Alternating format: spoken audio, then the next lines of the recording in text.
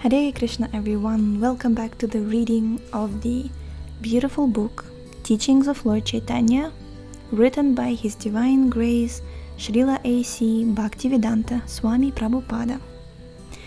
And this is Shravanam Diaries podcast. I'm your host Sulalita Devidasi. We are continuing reading the introduction. The Vedas inform us that beyond this cosmic manifestation there are extensive planets in the spiritual sky. This material manifestation is regarded as only a small portion of the total creation. The material manifestation includes not only this universe but innumerable others as well. But all the material universes combined constitute only 1/4 of the total creation. The remaining 3/4 is situated in the spiritual sky. In that sky, innumerable planets float, and these are called Vaikuntha Lokas. In every Vaikuntha Loka, Narayana presides with his 4 expansions: Sankarsana, Pradyumna, Aniruddha, and Vasudeva. This Sankarshana, states Krishnadasa Kaviraj in the 8th verse of the Chaitanya Charitamrita, is Lord Nityananda. As stated before, it is in his form as Mahavishnu that the Lord manifests the material universes. Just as a husband and wife combine to beget offspring, Mahavishnu combines with his wife, Maya, or material nature.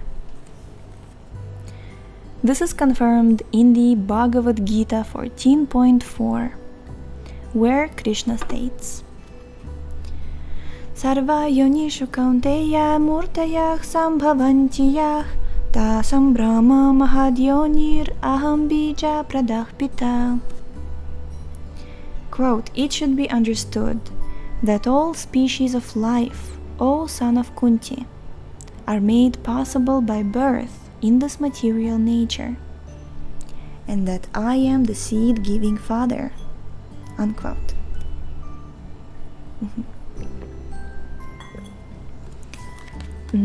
Vishnu impregnates Maya, the material nature, simply by glancing at her.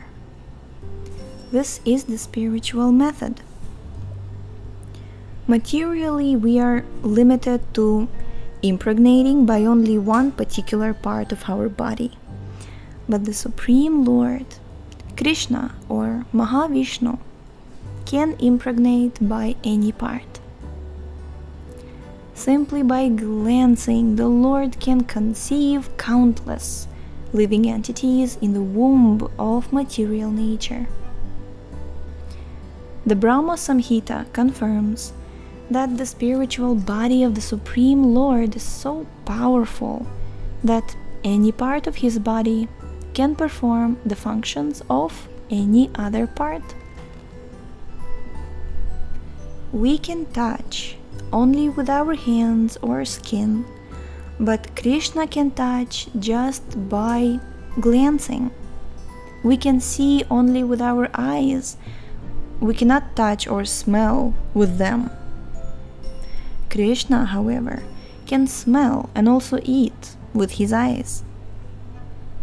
When food is offered to Kṛṣṇa, we do not see him eating, but he eats simply by glancing at the food. We cannot imagine how things work in the spiritual world, where everything is spiritual.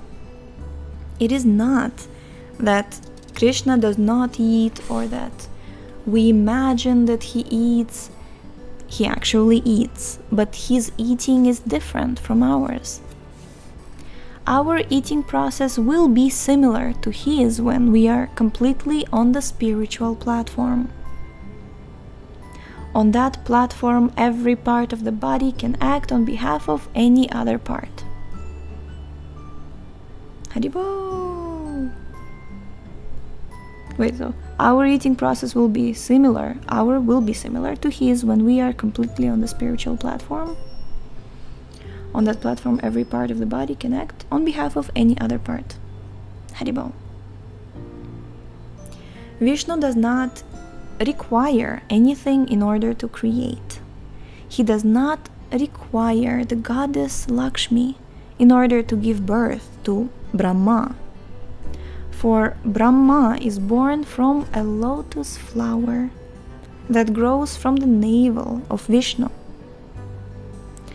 The goddess Lakshmi sits at the feet of Vishnu and serves him. In this material world, sex is required to produce children, but in the spiritual world, a man can produce as many children as he likes without having to take help from his wife. So there is no sex there. Because we have no experience with spiritual energy, we think that Brahma's birth from the navel of Vishnu is simply a fictional story.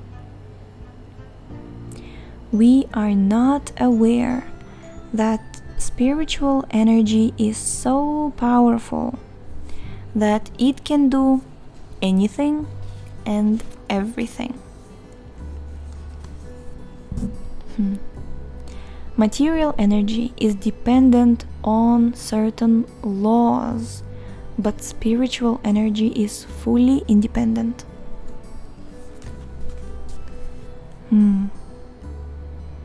Jai. Countless universes reside like seeds within the skin pores of Mahavishnu, and when he exhales, they are all manifested. In the material world, we have no experience of such a thing, but we do experience a perverted reflection in the phenomenon of perspiration. We cannot imagine, however, the duration of one breath of Mahavishnu, for within one breath, all the universes are created and annihilated. This is stated in the Brahma Samhita. Lord Brahma lives only for the duration of one breath, and according to our time scale, 4,320,000,000 years constitute only 12 hours for Brahma, and Brahma lives 100 of his years. Yet, the whole life of Brahma is contained within one breath of Mahavishnu. Thus, it is not possible for us to imagine the breathing process of Mahavishnu, who is but a partial manifestation of Lord Nityananda. This, the author of the Chaitanya Charitamrita explains in the 9th verse. Jai. In the 10th and 11th verses, Krishna Dasa Kaviraj describes Garbhodakashaya Vishnu and Kshiradakashaya Vishnu, successive plenary expansions of Mahavishnu. Brahma appears upon a lotus growing from the navel of Garbhodakashaya Vishnu, and within the stem of that lotus are so many planetary systems. Then, Brahma creates the whole of human society, animal society, everything. Kshiradakashaya Vishnu lies on the milk ocean within the universe, of which he is the controller and maintainer. Thus, Brahma is the creator, Vishnu is the maintainer, and when the time for annihilation arrives, Shiva will finish everything. In the first 11 verses of the Chaitanya Charitamrita, Krishnadasa Kaviraja Goswami Das discusses Lord Chaitanya Mahaprabhu as Sri Krishna himself, the Supreme Personality of Godhead, and Lord Nityananda as Balaram, the first expansion of Kṛṣṇa.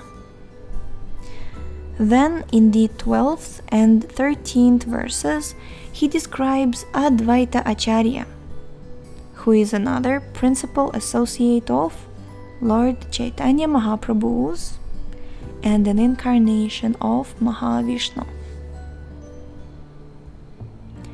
Thus, Advaita Acharya is also the Lord, or more precisely, an expansion of the Lord. The word Advaita means non-dual, and his name is such because he is non-different from the Supreme Lord.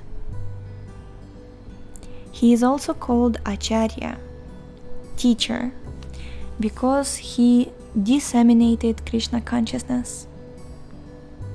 In this way, he is just like Chaitanya Mahaprabhu.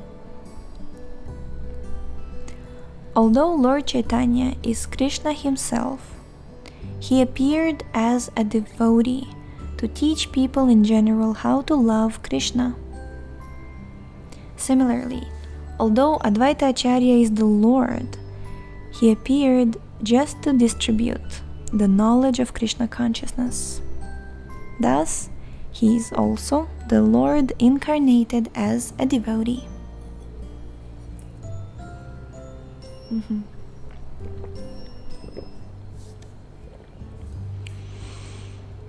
In the pastimes of Lord Chaitanya, Krishna is manifested in 5 different features, known as the Pancha Tattva, to whom Krishnadasa Kaviraja offers his obeisances in the 14th verse of the Chaitanya Charitamrita. Krishna and his associates appear as devotees of the Supreme Lord in the form of Sri Krishna Chaitanya Mahaprabhu, Sri Nityananda Prabhu, Sri Advaita Prabhu, Sri Gadadhar Prabhu, and Srivasa Prabhu. In all cases, Chaitanya Mahaprabhu is the source of energy for all his devotees. Since this is the case, if we take shelter of Chaitanya Mahaprabhu for the successful execution of Krishna consciousness, we are sure to make progress. In a devotional song, Narottam Das Thakur sings, quote, "My dear Lord Chaitanya, please have mercy upon me. There is no one who is as merciful as you. My plea is most urgent, because your mission is to deliver all fallen souls, and no one is more fallen than I. Therefore, I beg priority." Oh, it's beautiful. All songs of Narottam Das Thakur are so heartbreaking. Okay, we're going to stop here for today. I just wanted to mention that recently, there's a temple called Harinama-Mandir. I think it's in Lithuania, but it may be in some other country nearby. It's in Europe. And there is Harinama-Mandir, and some devotees are recording audiobooks in Russian. And recently they published Prema Bhakti Chandrika and Prarthana. These are songs of Narottam Das Thakur. And when you listen to them, they're not like so long. Like audiobook, Prema Bhakti Chandrika is like about 1 hour-ish. And Prarthana is a little longer, but still not so long. So you listen to these songs, and they gave a quote of Bhaktisiddhanta Saraswati Thakur, who instructed his disciples to constantly read Nectar of Instructions, Upadeshamrita, Chaitanya Charitamrita, and Prarthana and Premat Bhakti Chandrika. And you listen to these songs and you like you realize that when have I thought that I'm a devotee? Like, why would I think like that? We can only aspire at our level, at least. But when you see how Narottam Das Thakur speaks of himself, I remember my Guru Maharaj, he would quote Narottam Das Thakur like exactly for this point, that such humility is there. It's just Hare Krishna. So, something for us to aspire for. So thank you so much for tuning in today. The link to this book is in the description. Tomorrow we shall be concluding introduction, and then we shall begin part 1 of the book, day after tomorrow. So see you. Hare Krishna. Hare Krishna.